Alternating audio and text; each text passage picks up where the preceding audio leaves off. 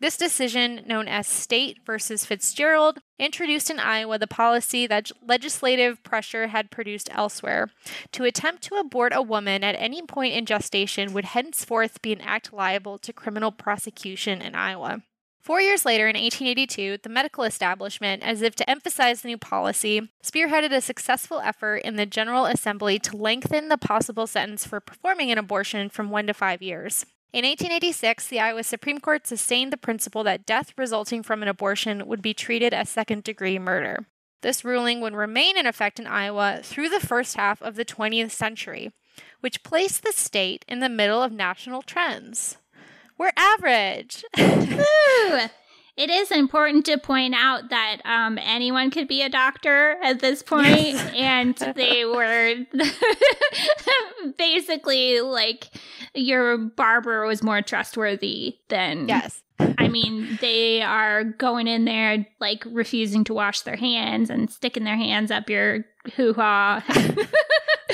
They used to wear black because when they made house calls, because they were covered in so many bodily fluids. That's why they wear white today.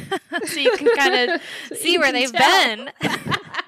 It was just basically whoever wanted to be a doctor could call themselves a doctor and come sell you stuff. So yes. I wouldn't say that, any professional medical group from the 1800s is to be given much credit. Yeah, no, I think you're absolutely hitting on a really important and interesting point. And that's Professor Moore says that the reason that physicians who really don't have very much credibility as a profession are coming out against abortion is because it's typically midwives and other types of people who are administering them.